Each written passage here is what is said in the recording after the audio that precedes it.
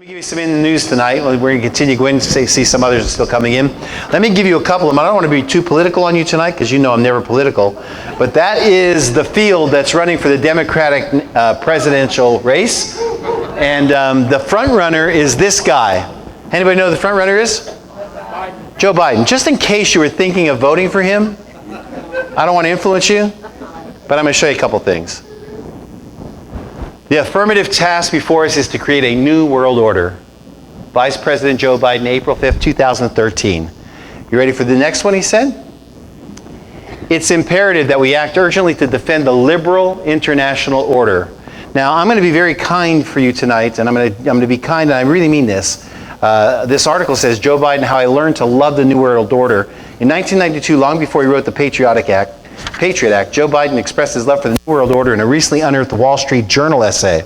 In an article entitled, How I Learned to Love the New World Order, Biden outlines his plans to destroy national sovereignty, establish a one-world government, and breathe new life into the UN Charter. So if you were even thinking about voting for him, if you know somebody that's been thinking, just tie them up and tell them some stuff, okay? Like this. This man is not smart. He is not smart. To say he was dumb would be kind of telling you he'll be very gracious. Listen to what he said. I am optimistic because the American people, given half a chance, have never, ever, ever let their country down, even after the Germans bombed Pearl Harbor. And that is a man running for president of the United States. So this is someone that you don't want anyway. We have enough people in in Congress that don't know what they're doing. We don't need somebody in the Oval Office that doesn't know what he's doing. Let me give you a little bit more about what's happening in the New World Order. Facebook is in trouble again. Dangerous new censorship technique. Facebook introduces link banning. One of the most disturbing moves by Facebook we've ever seen. The platform banned Alex Jones. If you know anything about Alex Jones and InfoWars. It's kind of controversial. He's very conservative. He says that they banned him from Facebook. Now let me tell you what reason why they banned him from. They don't want his opinion on it because it's too conservative, it's too radical, they say. But here's the other thing they're doing. Not only have they banned him, now anyone who reposts or posts anything that contains any of Alex Jones's InfoWars information is also being banned by Facebook. You know, I really don't understand Facebook. What I really think needs to happen is the government needs to break it up. It's a monopoly. It's a huge monopoly. Amazon's a monopoly.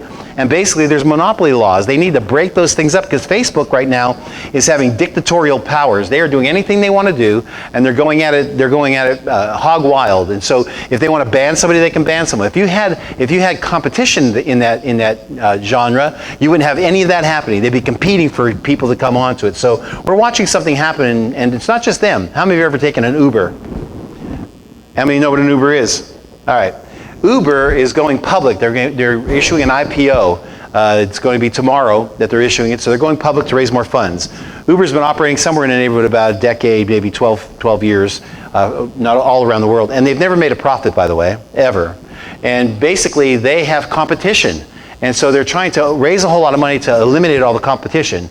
Again, we have anti-monopoly laws, and we're watching huge corporations come in, and we're watching them take over. Let me give you another one. How many have ever been to a Dollar General? Do you know how many Dollar Generals there are in the United States? How many? Well, first of all, how many Walmarts do you think there are in the United States?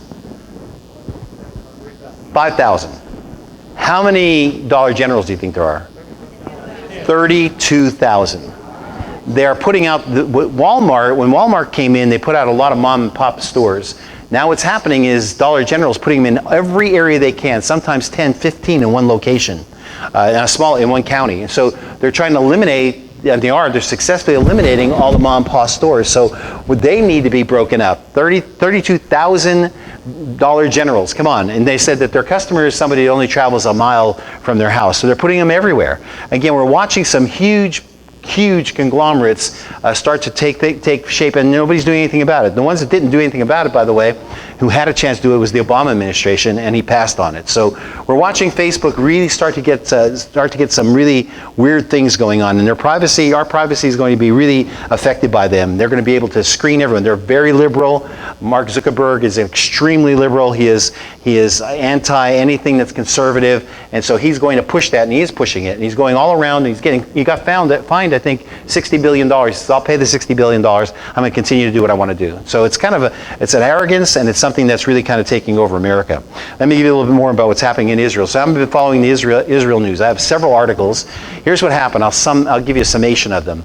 As of Sunday evening, 4 Israeli soldiers have been killed. Civilians, not soldiers, after terror groups Hamas and Islamic Jihad launched more than 700 rockets and mortars from Gaza into Israel. By doing so, Hamas and Islamic Jihad commit a double war crime by firing at civilians. They didn't fire at any army bases. They didn't fire at any soldiers.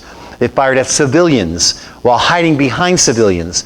They paid their own civilians to mix into with their troops, and then they fire on civilians. This is a horrific thing. I can't believe that the world, the international stage doesn't say something about this.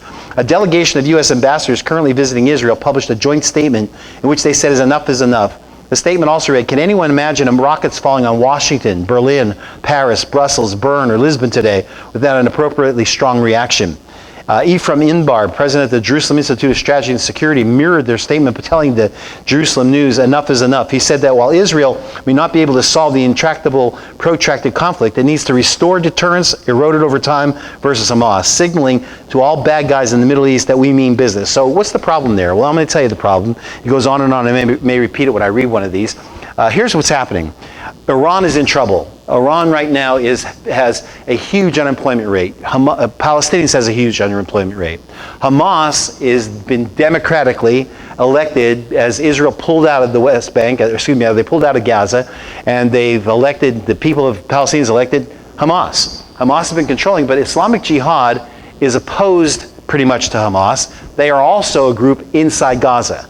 Islamic Jihad is a proxy group for Iran. Now follow it. Iran gives them all their money, gives them their rockets, gives them everything. So what happens is whenever the heat comes on Iran right now is getting the heat because we've put more sanctions on them. Iran is dying. That nation is dying. Russia's trying to prop it up, but we're putting sanctions on them. So Iran, in order to deflect any of the problems that it has, will signal to Islamic Jihad to bomb Israel. As it does, all the attention is taken off of Iran and put onto Israel. So we have just dispatched the USS Abraham Lincoln to the Middle East. Something's going to give in that area. Tehran said today that they're going to restart their nuclear program. And so we're watching something really fail badly. This is unfortunately, this one man said, the IDF concept of using accurate intelligence for pinpoint airstrikes has proven deficient. So what Israel did, 600 to 700 rockets volleyed in civilians, southern Israel, this past week. There's a ceasefire now since Monday, which really means Israel ceases and Hamas keeps firing.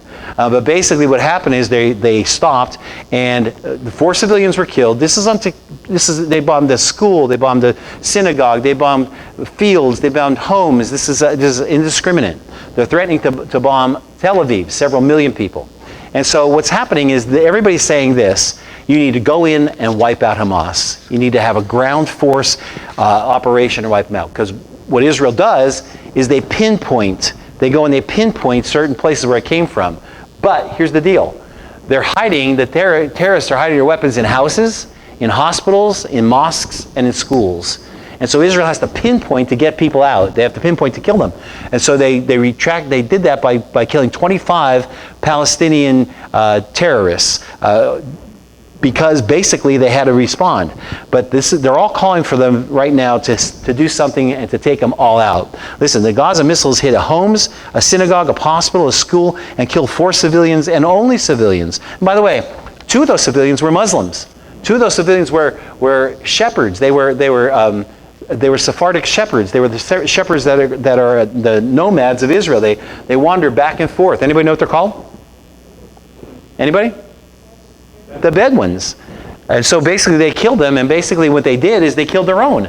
They don't care. As long as there's death on both sides, then people will start to blame Israel, and that's exactly what's happening. For Hamas, even Palestinian deaths are a win, this says. Every single one of the attacks is clear.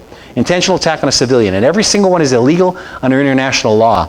Every single one is a violation of the human rights of the Jews, who are the targets, though some of the first civilians' deaths in this latest avalanche of missiles were Bedouins, and another was an Israeli Muslim.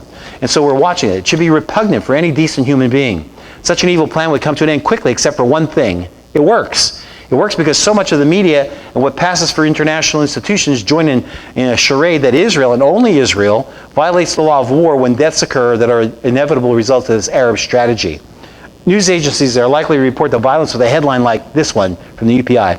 Gaza militants fire rockets, 5 Palestinians killed in the strikes. That's not the real issue. That's not the real story. Were Jewish civilians killed intentionally by Arab rockets? Well, we'll never know about it from the headline. And so we're watching a propaganda headline all over the world. This other article says this: for Hamas, the Palestinian deaths are definitely a win. People who claim to be looking for a just and lasting peace in the Middle East are wasting their time as long as they fail to tell the Arab world that they no longer countenance this evil strategy. When that message gets through, peace will follow. And until that message gets through, there'll be no peace in the Holy Land because the Arabs think they gain too much from death, both the Jews and their own. I heard today, just today I was reading through the news again, that there's a border. You know, Egypt is also pushing on Gaza. They are also restricting them, as well as Israel is. Egypt is Muslim. They're restricting them. But I heard today there's lines lining up on the Egyptian border there are Palestinians that are trying to get out of Palestine. And Egypt is starting to open up that border. So there's Palestinian refugees that are leaving. They said over 1 million have left in the last 2 years. And so the people are starving to death, 55% unemployment. They have no income at all. And Hamas is continuing to do their terror attacks, thinking that, and they say, well, Israel will lighten up on its sanctions. It's not just Israel that's sanctioning them. So is Egypt. This is it's a hotbed. Something's definitely going to happen. All right, let me go a little bit further. After these attacks, anybody know who these people are? Congressman Omar and Tlaib support the Gaza terrorists in the onslaught against Israel. Despite a ceasefire in the current conflict between Israel and Hamas, Congresswomen Ilhan Omar and Rashid Tlaib both felt compelled to show their support to Hamas and the other Gaza terrorists on their onslaught against Israel. The United States declared Hamas a foreign terrorist organization in 1997. In 2007, Hamas declared its intention to destroy America and call on Allah to annihilate every single American. That's what they've done. Palestinian terrorists from Hamas and Islamic Jihad have fired over 700 rockets into Israel in 48 hours. In support of the Palestinian terrorists, Omar tweeted this, quote, "How many more protesters must be shot, rockets must be fired, and little kids must be killed until the endless cycle of Israeli violence ends?" The status quo of occupation and humanitarian crisis in Gaza is unsustainable, she said.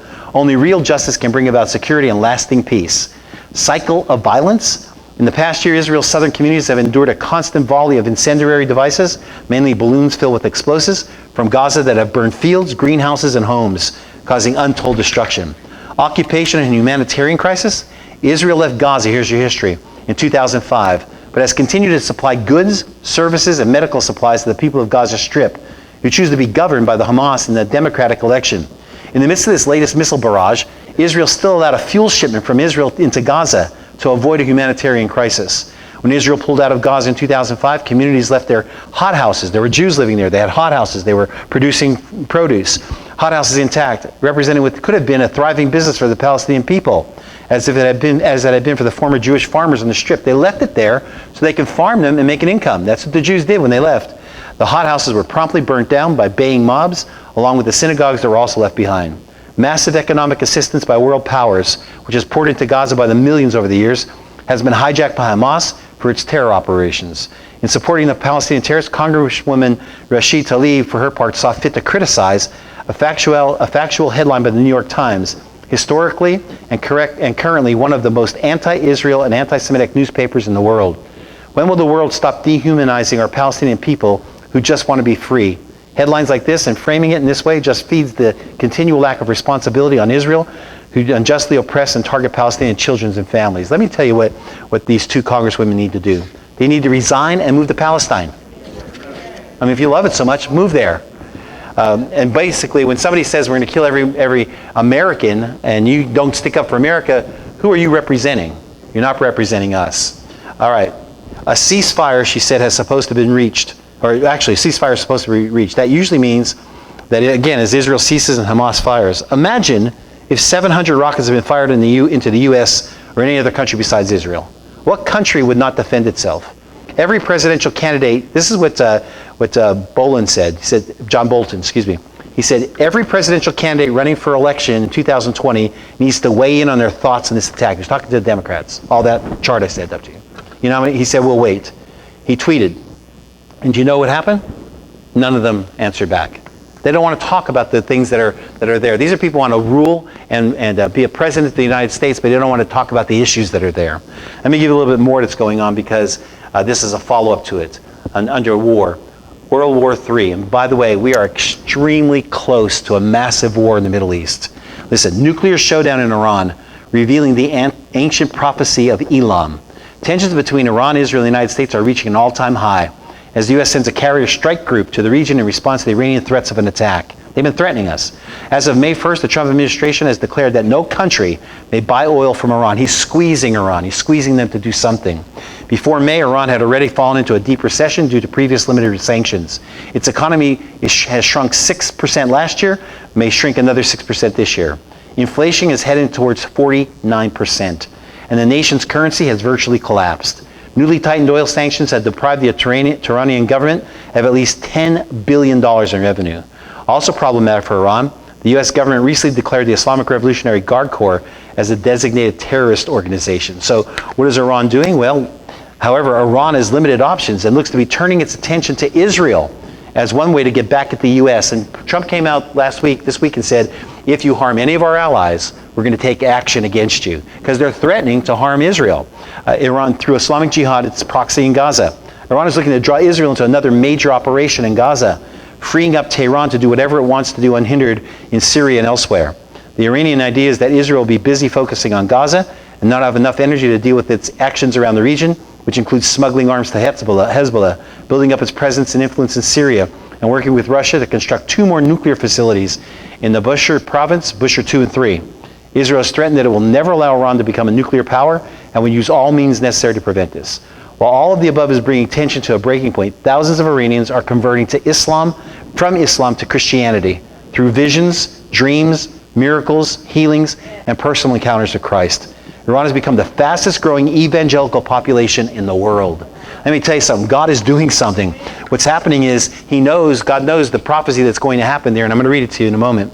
And he's pulling people out. I have the report from the Martyrs International.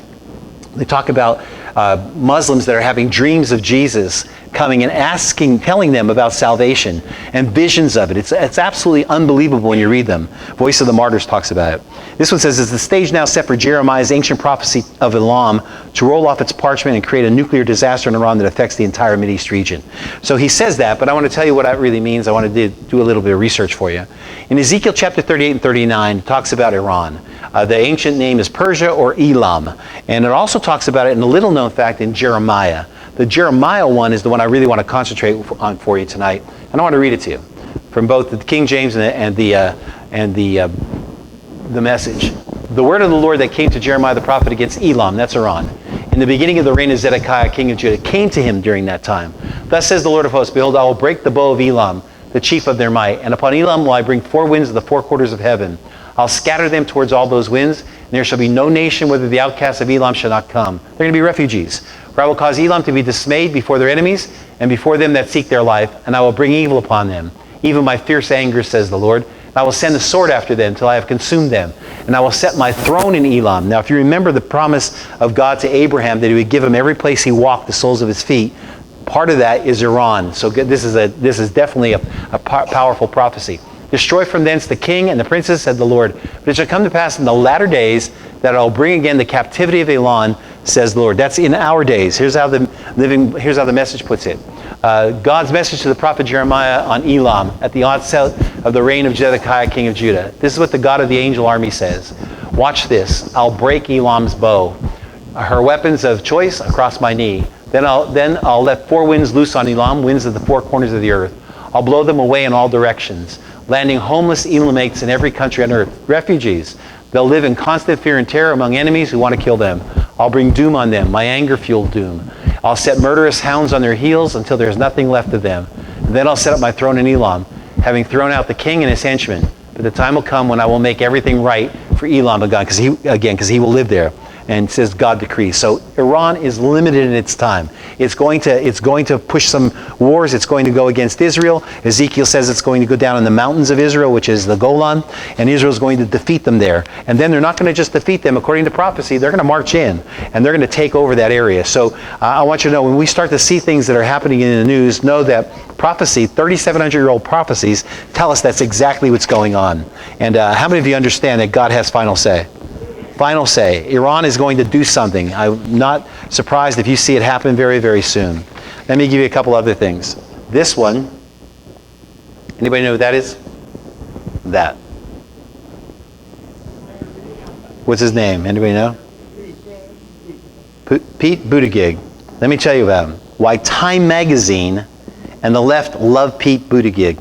Did you see the front cover of Time? It features a picture of Mayor Pete and his husband, with the caption, First Family. Why this exaltation of fairly obscure outlying political figure? He's not unknown. Could it be that he's a white male? If anything, that would be a disqualifying factor for a Democratic presidential candidate today, even though Joe Biden and Bernie Sanders are still forerunners. Could it be that he's young, just 37 years old? So is Beto O'Rourke, 46, Tim Ryan, 45, Andrew Wang, 44, Julian Castro, 44, Wayne Bessam, 44, Seth Moulton, 40, these are all running. Could it be that his policies? No, we don't even know what his policies are. How much has he articulated so far? What are the Mayor Pete distinctives? Could it be his political experience? Hardly. Although he's been in politics over half his life, he's still a newbie on the national scene. And rather than being a governor or a senator running for president, he's the mayor of only the fourth largest city in Indiana. Could it be that he was elected by a large percentage in what has been a Republican stronghold? Well, it may be a factor, but it can hardly be the driving factor. That's why the Time article was titled, Mayor Pete, Unlikely, Untested, Unprecedented Presidential Campaign. That really says it all. Unlikely, untested, unprecedented. Now really listen to this. How then has he surged up in the polls? Why has he become the darling of the left? It's because he's gay, and he's married to his partner, and he's a professing Christian. And he is challenging sacred biblical and church traditions. He's saying they're wrong.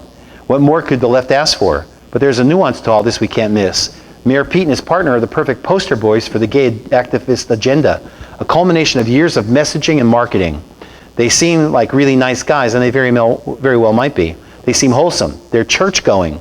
They care about the poor. To the best of our knowledge, they are not frequenting gay bars looking for anonymous sex encounters. They're like your ideal neighbor, just a little different. That's the message that Time is sending to its readers. It's time to redefine family. It's time for America as a whole to embrace gay marriage. The old era is past. May it never raise its ugly, bigoted head again. Lest you think I'm exaggerating, this article writer says, let me remind you of one of the well-known gay strategies. This is a strategy in the late 1980s, as articulated by Marshall Kirk and Hunter Mazdin in their best-selling book, After the Ball. You'd think if this hasn't come to true. How America will conquer its fears and hatred of gays in the 1990s. They call for the conversion of the average American's emotions, their mind and their will, through a planned psychological attack in the form of propaganda fed to the nation via the media. That's what the media is doing. Listen, when you see Don Lemon on New Year's Day kissing his husband on a bar in New Orleans in front of millions of viewers, how many of you know the media is pushing it? That's not news. That shouldn't be news. Come on, somebody say amen. They're throwing it down our throats. Listen, people can do whatever they want to do. That's up to them.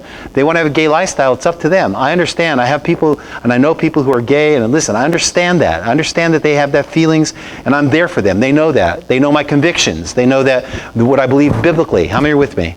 But to push it and ram it down our throats is an agenda. Listen, it's an agenda laid out in the 1980s. Listen to what it says. Yes, these activists had a plan, and they carried it out to a T. They explained that to desensitize, he's reading right from the book, to desensitize straights to gays and gayness, inundate them in a continuous flood of gay-related advertising, presented in the least offensive fashion possible. So I went to go see Marvel Comics' new movie, The Endgame. And in it, there was this subtle thing, I don't know if anybody else saw it, but the world was destroyed. They had this group think tank, And they were going around, people were all depressed. And they went to one guy and he said, yes, I don't know what to do. I'm so depressed. He said, and my husband is depressed too. That's all he said. But it was there. They're putting it into absolutely everything. Now watch. Presented in the least offensive fashion possible. If straights can't shut off the shower, they may at least eventually get used to being wet. That's what it is. And they noted the main thing is to talk about gayness until the issue becomes thoroughly tiresome. I'm tired of talking about it. Somebody say amen. If you can't get straights to think homosexuality is just another thing, meriting no more than a shrug of the shoulders, then your battle for legal and social rights is virtually won. This part of the strategy was called desensitize. The next part was called jam, by which they meant smearing anyone who disagrees with the homosexual agenda. And that's every Christian that disagrees with the homosexual agenda. We're slammed. Associate them with the Nazis and the KKK and hysterical backwoods preachers. Well, I'm a preacher, but I'm not backwoods. Anyone who opposes gay activism is a bigot and a hater.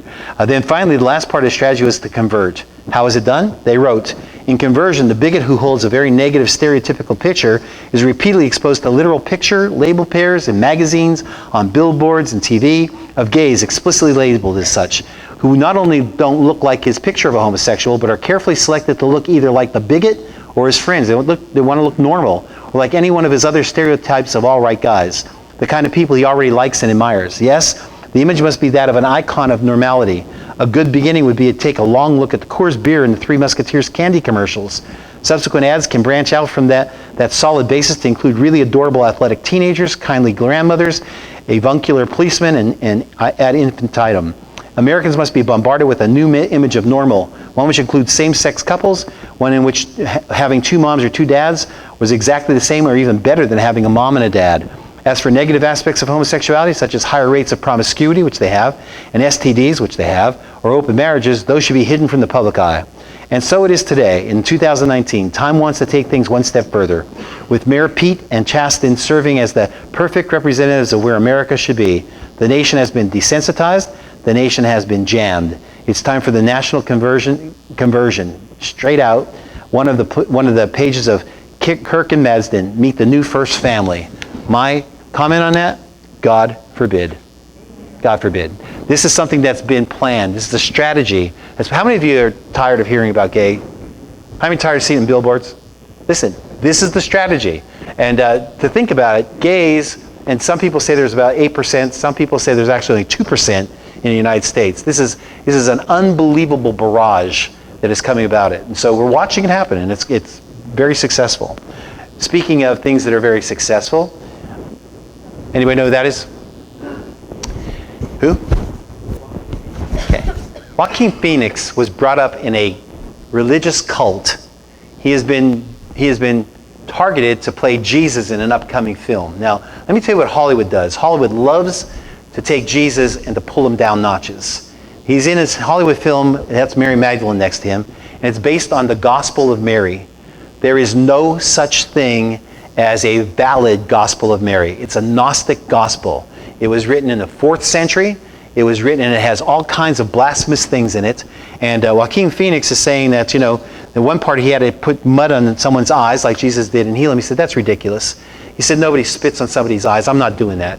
Jesus had to be, and then he said an expletive. And so we're watching this going to come out. This is going to be a Hollywood blockbuster, they say. The Gospel of Mary claims that Jesus delivered a private revelation to Mary that radically contradicts the canonical Gospels. He never gave a private revelation. It was always to people. It was always to his disciples. And so basically, he also says that, Joaquin said that we're prejudiced when we don't include her Gospel because we're going against women. Let me remind you that Mary was the first evangelist. Let me remind you that the resurrection was showed to her first. If anything, Jesus included women more than anybody else did. And so it's going to be coming to theaters, and you're going to hear a lot about it. But I'm going to tell you, it is blasphemous. And so it's a fiction, and it seems that the falsehoods from the publishing industry and the media and Hollywood, like the Gnostics of old, never tire of producing false Christianities and false Jesuses. And that's what we have in this one. All right, this one's going to mess you up if you haven't been messed up yet. Muslim children in Philadelphia are singing about decapitating Jews. On April 22nd, the Muslim American Society Islamic Center in Philadelphia uploaded a video of Ummah Day, celebrating a celebration to its Facebook page. Now, they won't take this off Facebook, in which young children wearing Palestinian scarves sang, "Glorious steeds call us and lead us to the Al-Aqsa Mosque. The blood of the martyrs protect us. Take us, O ships, until we reach our shores and crush the treacherous ones. Flow, O rivers of martyrs. A young girl read a poem praising martyrs who sacrificed their lives for Palestine. She asked, will Jerusalem be a hotbed for Jewish cowards? Another young girl read, we will defend Palestine with our bodies. We will chop off the Jewish heads. And we will liberate, this is in a school in Philadelphia, and we will liberate the sorrowful and exalted Al-Aqsa Mosque. We will subject them to eternal torture. Over and over down this line, I won't read it all to you, comments about killing Jews, taking off their heads, taking back. This is in a private Muslim school in Philadelphia. By the way, what happened was that one of the Philadelphia media and Fox News picked up the story. The Muslim American Society responded with a clarification, which is not plausible in the least. The clarification, here it is. While we celebrate the coming together of different cultures and languages, not all songs were properly vetted. This was an unintended mistake and an oversight in which the center and the students are remorseful. But first of all, that's a lie. It wasn't only songs. It was songs, and it was poems, and it was lines. Multiple adults were there. They were applauding. Not to mention the ones who taught the kids, trained them to do their hand motions in sync with all their songs. Second, if you take their statement at face value, it means that some Muslim cultural traditions includes calls to beheading Jews in Israel. Here's my take on it. We are right now fostering and raising up jihadists in our schools in America to come back and to kill Jews and to kill Americans. You start them in school, and let me tell you something, 5-10 years later, those are the radicals that you're going to have to deal with. All right, let me give you a little bit more that's coming on. You know Revelation, and you've heard me teach about it. How many of you know about wormwood? Wormwood talks about it's either a comet or a meteorite that plunges into the ocean, and it basically turns all the rivers to wormwood, which is bitter. Now watch. This happens. It's been happening. I told you last week about the near miss we had that came between us, and a meteor came between us and the moon, 186,000 miles away, half the distance between us and the moon. NASA says if something comes within 93 million miles of us, we should be weary of it. This thing was such a close call, it wasn't even funny. So NASA's getting on the horn. They're doing everything they can. They know that there is a strike that's imminent. They are preparing for it. So this came out this week. As the National Weather Service tested its tsunami alert system on Monday. Why would they do that? Because if something does fall into the ocean, 3/4 of the world is ocean. So it's more likely that a comet or an asteroid is going to fall into the ocean, and it's going to cause a tsunami. So they've been testing their tsunami awareness. At least one coastal community in New Jersey, though, thought the threat was real. The National Tsunami Warning Center issued the test tsunami warning at 1:06 p.m. Eastern Time. It said it was a warning, but the Harvey Cedar Police Department on Long Beach Island retransmitted the alert as if the danger from an approaching tsunami was real. At 1:28, the department sent a NYXL alert to its subscribers, and they posted it on Facebook. 4 minutes later, the department followed up with the disregard. The warning, however, reminds us of the potential danger and impact of a real tsunami could have, with 39% of Americans living in a county that directly borders a shoreline. 39% of Americans live in a county that borders a shoreline. So what happens? What if a mega tsunami hits the United States? Well, it's a hot button issue, especially now. It says this: someday a wall of water 3,000 feet high could come racing towards us at 620 miles an hour. The government tells us that in 6 hours, your government, and 124 million other people will have access across 14 states, will be tested by the greatest disaster to ever hit the United States East Coast. A great wave, 3,000 feet tall, moving towards you at 620 miles per hour, and that's only the beginning. Boston, New York, Philadelphia, DC, Miami, all underwater. And you? Of course, the size of the tsunami would depend on the size of the event that caused it. According to scientists at the University of California, if a giant meteor suddenly slammed into the Atlantic Ocean, it could potentially create a tsunami with a wall of water 3,000 feet high. If an asteroid crashes into the Earth, it's likely to splash down somewhere in the oceans that cover 75% of the planet's surface. Huge tsunami waves spreading out from the impact site, like ripples from a rock tossed into a pond, would inundate heavily populated coastal areas. And by the way, all over the world, people live on the coast. That's where the most concentration of population is.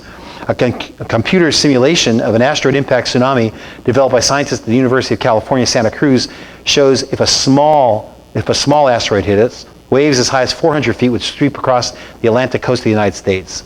Either way, we're talking about death and destruction on a scale that's hard to imagine.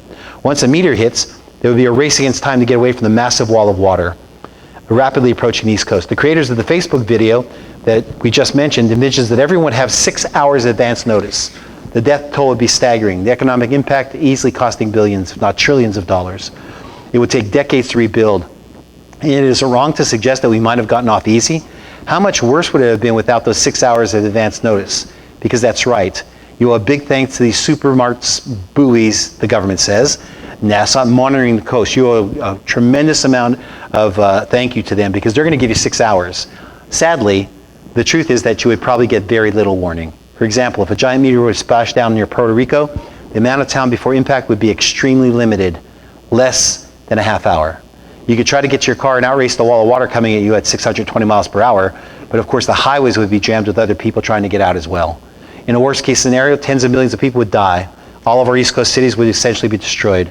You may not spend much time thinking about such a thing, but I find it very interesting that NASA this week is currently simulating a similar scenario. They're worried, they're concerned that it might happen. Well, it's not that it might happen, it's going to happen.